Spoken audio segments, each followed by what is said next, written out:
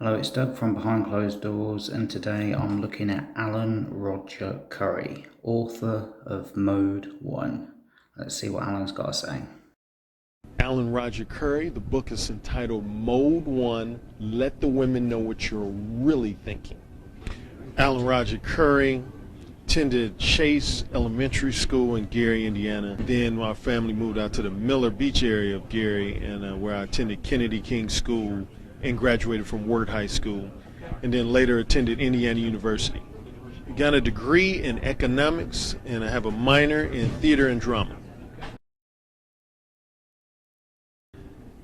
I have a low tolerance for what I call trivial, inconsequential small talk.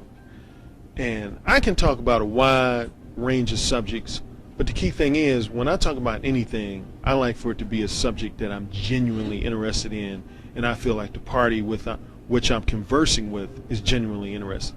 But when I found, particularly when it comes to male-female interactions, a lot of guys will approach women, and they'll say that, how often do you come here? Did you see that Cubs game?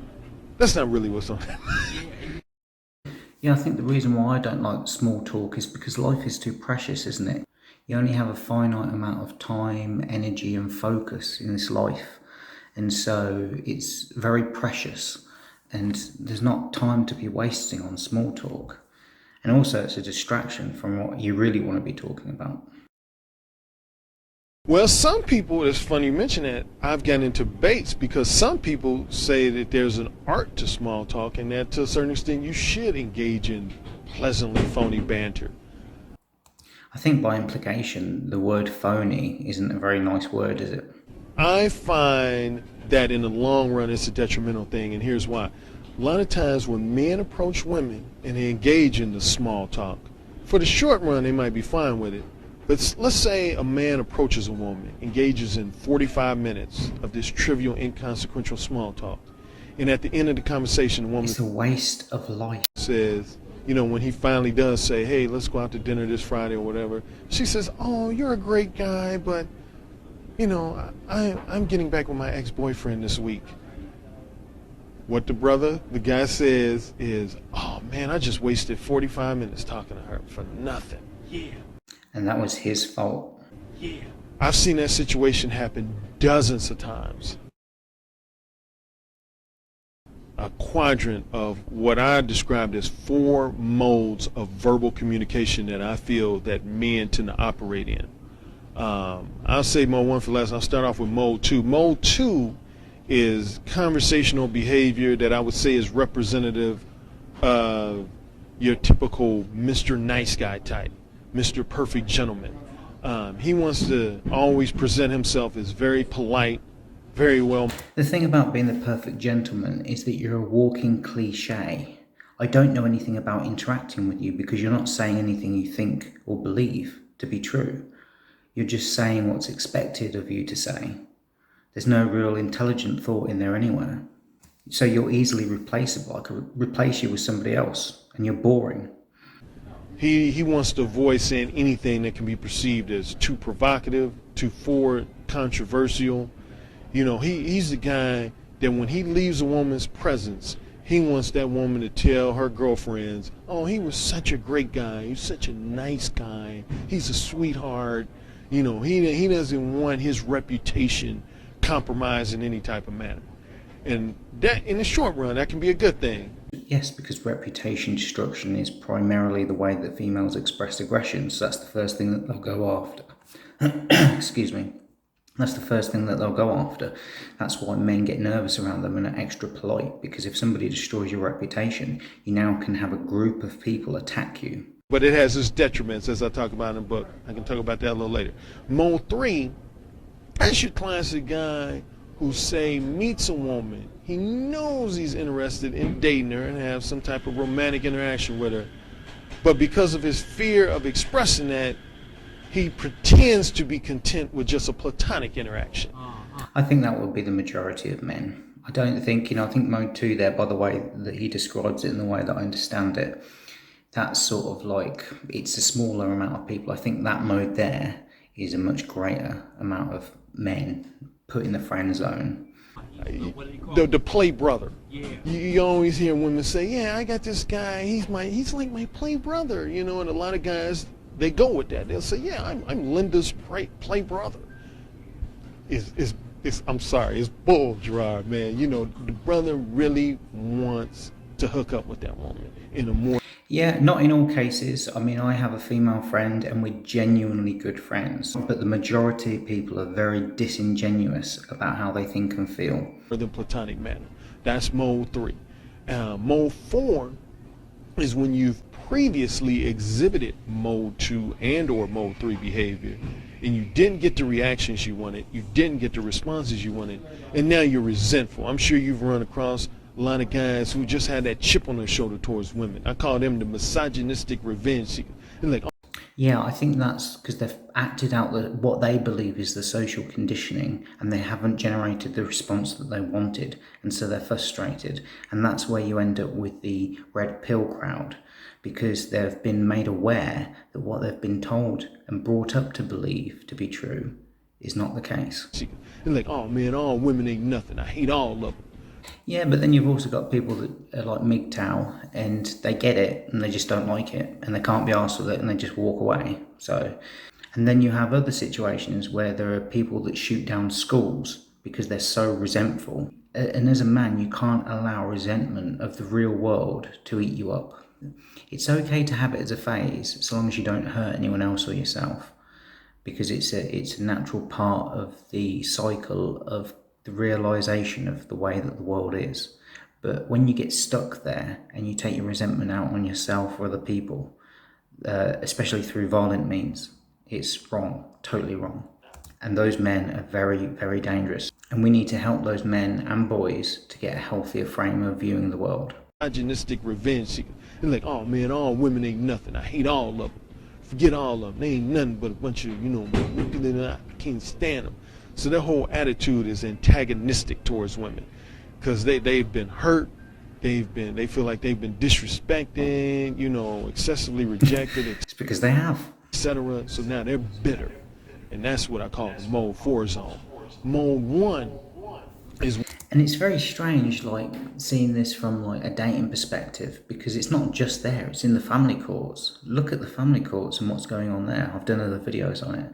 It's not just the women that are rejecting men, it's the whole of society, it's the police, it's the courts, and it doesn't matter who you are or how successful you are.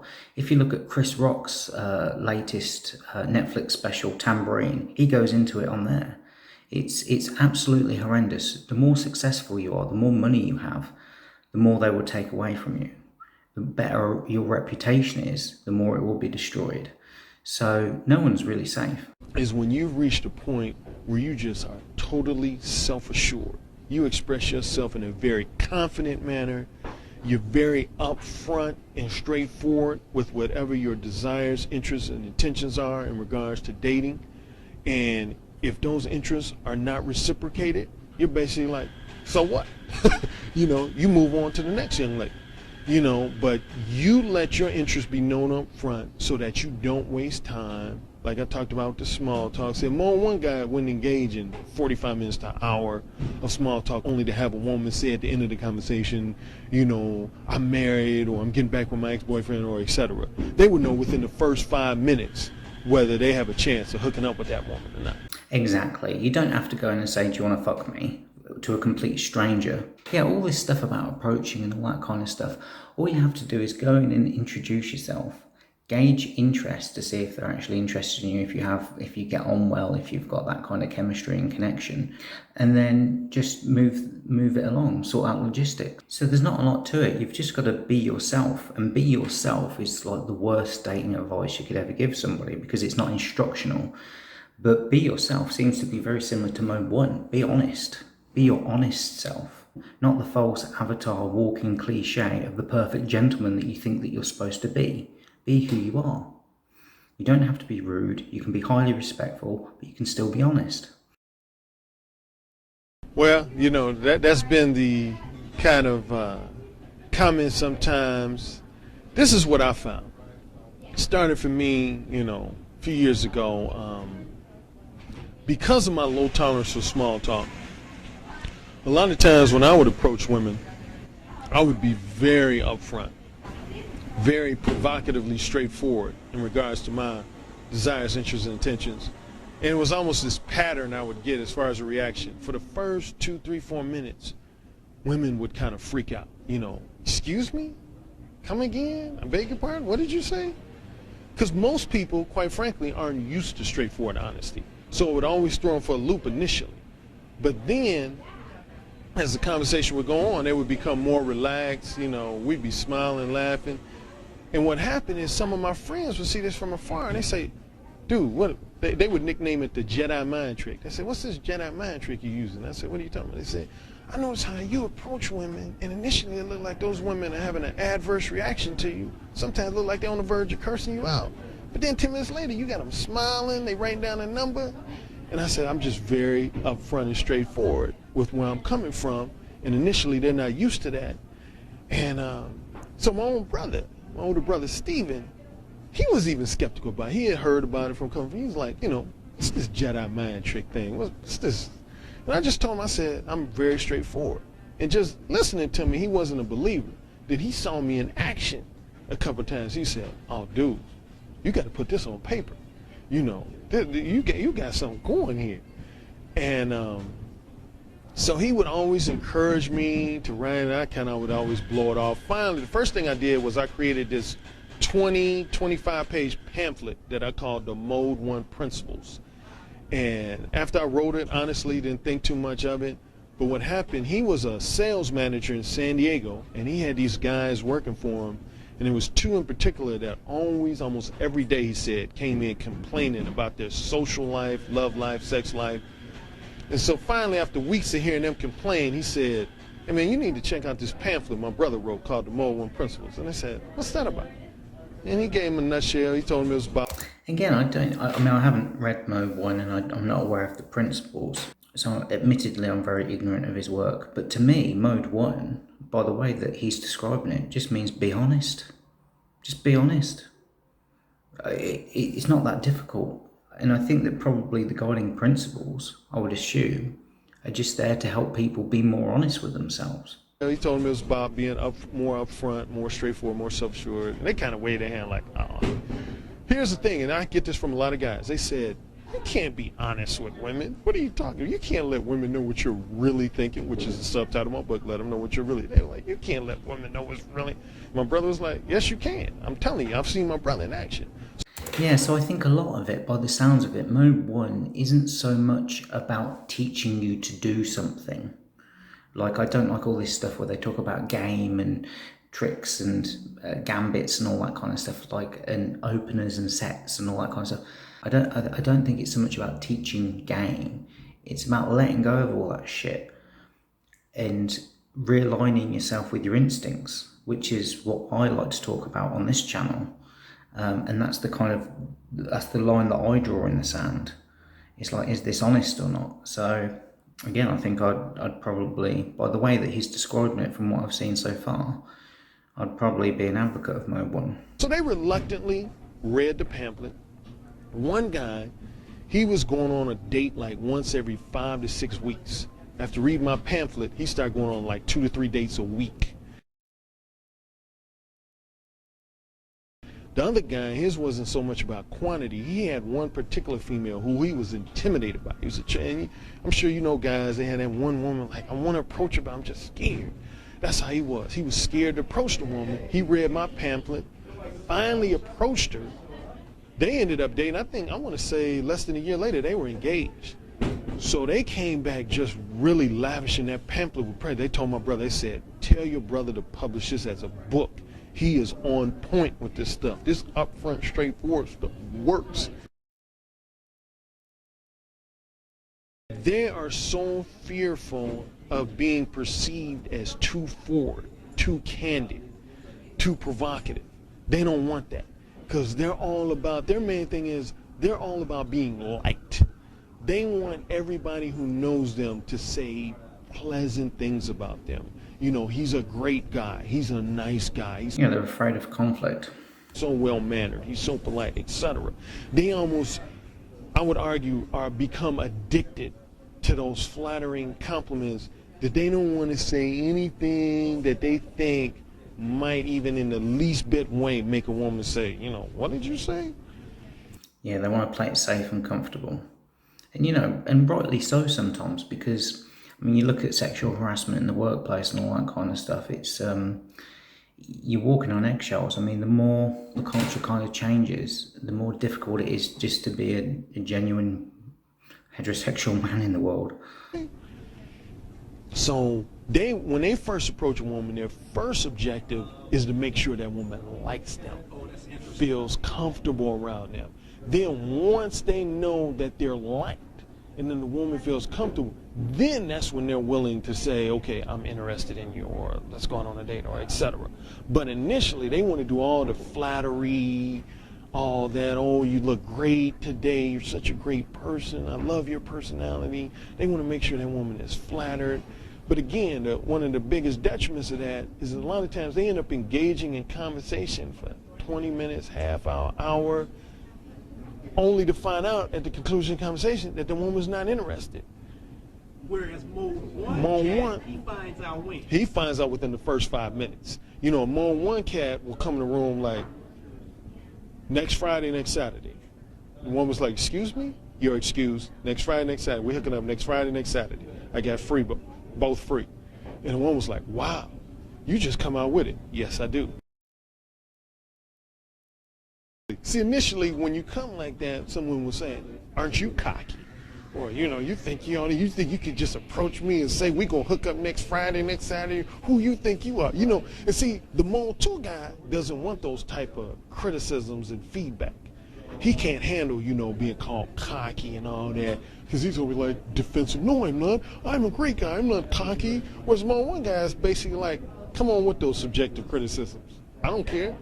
All I care about is you and I hooking up next Friday, next Saturday. So he'll let a woman get all that out, all the useless. I think the difference is that if you have integrity with yourself and self-respect, then you care about what you think of you more so than what other people's story are of you. Cocky, you're so forward, blah, blah, blah, blah, blah. But he knows ultimately, more than likely, she's going to reciprocate the interest. And in the event that she doesn't, he didn't waste any time. If she says, I'm not interested, what did he waste? 2, 3, 4 minutes? Yeah, I agree. Ooh, The Matrix. I haven't seen that for a few years. In my matrix, I kind of divide each of the 4 modes of behavior. I describe them in 2 perspectives. One is strong versus weak behavior, and one is effective versus ineffective behavior. What I generally define as strong behavior. Again, very binary. I love these terms. I love anything that's binary. It is something either is or it isn't. There is no grey area, because if you live in the grey area, nothing ever happens. It's just a mesh of shit. What I generally define as strong behavior is behavior that cannot be easily influenced by others. Meaning that, say you, Gerard, if you're not into drugs, and say I was heavily into using cocaine and marijuana, if I'm able to influence you to use those drugs just by you hanging around me, then to me that would mean your behavior is weak. I can influence you to go rob a bank or whatever. That's what I was saying. That's what I've been saying in other videos. It's so important for every man to have an internal philosophy, a sort of a rule or ethic that he abides by, that's true to himself. That way you'll never have to rely on the Nuremberg defense of, I was just doing my job, or like, oh, I thought that's what I was supposed to do. It's like, when something's wrong. And say I was heavily into using cocaine and marijuana.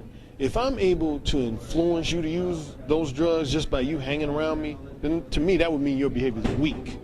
I can influence you to go rob a bank or whatever. You just can be easily influenced. Or as I was talking about subjective criticisms, you can be easily affected if I called you, a jerk or whatever. Whereas a strong person, he knows who he is. He knows he's not into drugs, so he can maybe be socialized around people who are using drugs, but that ain't going to influence his behavior. So tell me about mode 3 then. But mode 3, I divide those actually into 2 subcategories. If you read the book, there's what I call the mode 3 timid and the mode 3 target. The mode 3 timid You see, it's getting a bit complicated now. I do like the concept. I'm a very simplistic person, and I like the idea of mode 1. Like, I'm sure he's like made it more kind of integral in order to be able to explain the philosophy better. But mode 1, what it says on the title of the book by the looks of it, mode 1. That's a guy, and I'm sure you've met guys like this, who are just dreadfully afraid to approach women, period. They'll go to a social event, nightclub, bar, restaurant, see an attractive woman, and say at 8 o'clock, they'll say, ooh, that woman's attractive. Fast forward to 9:30, they still sitting in the same spot saying, wow, that woman was attractive. And you're like, why don't you approach her? Oh, no, she probably already got a boyfriend. Oh, no, she probably reject me anyway. Because they're afraid. False expectation appearing real. Wallflower, and that's a large demographic that I'm targeting with my book. And I've already helped a lot of guys in that category. Like, I had a guy from London, of all places, write me and say he was that classic mode 3 timid. He would go to different bars, restaurants, look at attractive women, never approach them. Then he read my book. Now he starts approaching them. And, he's gotten his share of rejection, but he said it doesn't bother him. Because now, again, I don't think it's rejection. I know that word gets thrown around a lot, and I know it feels like that, but I honestly, if you look at it, I don't think it is rejection. I think some things fit and some things don't fit, and it just happens to not fit here or here. And when you meet somebody that is right for you, it just fits nicely. he's mode 1, but yeah, that's the mode 3 timid. Mode 3 target is when I like. By not approaching, you're rejecting the person that you could be. That's true rejection. When you reject your potential, when you reject your honest self. Because now he's mode 1, but yeah, that's the mode 3 timid. Mode 3 target is when I like to think of as a guy who was formerly a mode 3 timid, but now because he has a great job, he's driving a Mercedes, got a house on the beach, he uses his money and material possessions as the basis for his false confidence, I call it. So what he'll do, he'll approach a woman, but what he'll immediately start talking about is what he has. Yeah, it's completely the wrong thing to do, and you're coming from the frame of provider instead of a lover. Say, hey, I have a degree from Harvard, and my Mercedes is right outside, and I own a house on the beach, and 90% of And the whole focus is on him instead of the woman. 90% of this conversation will center around that, Yes, I invest in a lot of stocks and bonds. I'm gonna be because he thinks that's gonna impress the woman. But then he's still reluctant to tell that woman he's interested. Even if the woman asks him, are you interested? He'll say, no, I'm just looking for a good friend. If there's one chapter I get the most feedback from women, is chapter 6. And that's when I introduce the terms of what I refer to as the wholesome pretender and the erotic hypocrite. A wholesome pretender, that's the woman who knows, honestly, that she kind of has her wild side, her kinky side, or if at minimum, she will occasionally indulge in casual sex. But publicly, she will give off the impression that she's Little Miss Innocent, Little Miss Wholesome, that she will only have sex within the context of a serious committed relationship. So if you were a guy who say was mode 1 with her, and say your only interest was casual sex, and you approach, initially she's going to give you that adverse reaction, like, oh my God, what did you say? I don't believe you, talking about having casual sex with me. But honestly, really, that's just a test to see if you really got the backbone to stick by what you say. So the worst mistake you can make with a wholesome pretender, if you immediately were to apologize, like, oh, did I make you feel uncomfortable? See, they're going to eat you alive. But if you come at them with, yeah, I said it, and they'll keep testing, then they'll relax in the conversation. EH is a variation of the wholesome pretender, only she's more manipulative than a wholesome pretender, more materialistic. EH is a type of woman that would actually date, and I would say in some cases marry, a guy that she's really not attracted to. Going back to that mode 3 target type guy, because you see, this is where it's getting a bit complicated again. Like, because he's describing different types of girls and different types of approaches that guys have, and it just makes it so much more of a complicated scenario. I do like the idea of mode 1. I do like that. Honestly, I've met women like this. Particularly when I lived in Los Angeles, I used to work for some of the movie studios. Work with some women who were just gorgeous. And I would notice that they were married to guys or dating guys that had the trappings, you know, the Porsche, the Ivy League degree.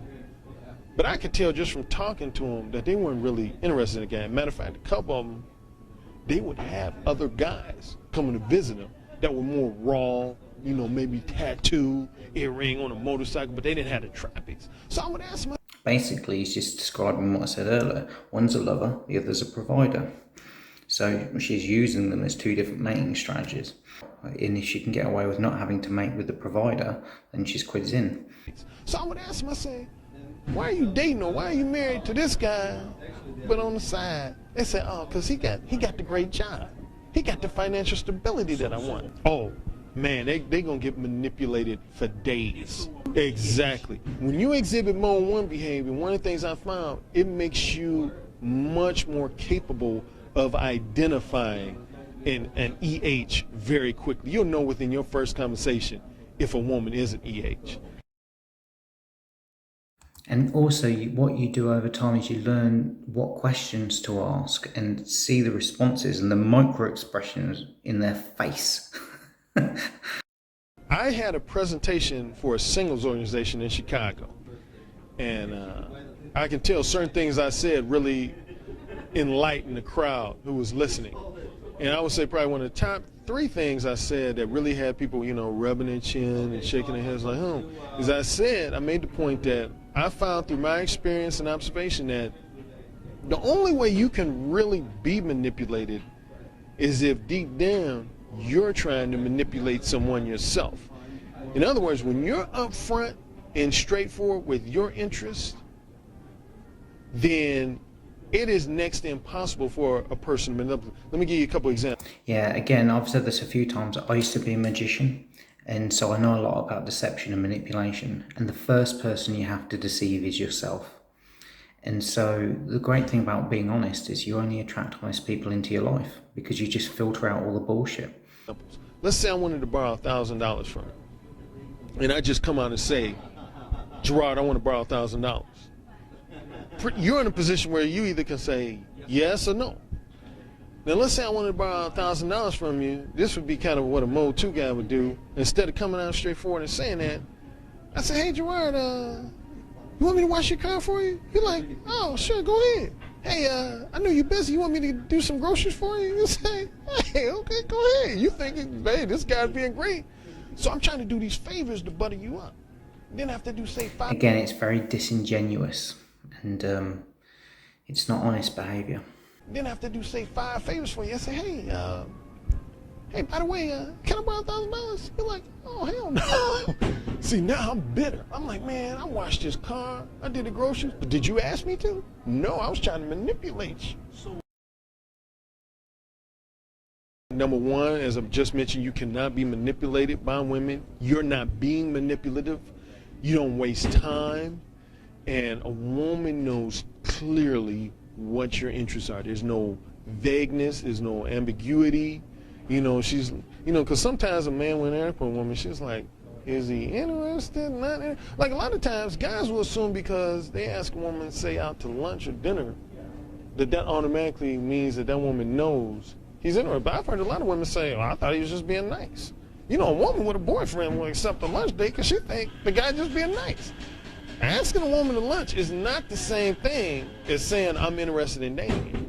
And what I'm saying is, if you are interested in dating someone, you need to just straightforwardly say, hey, my name's Ralph.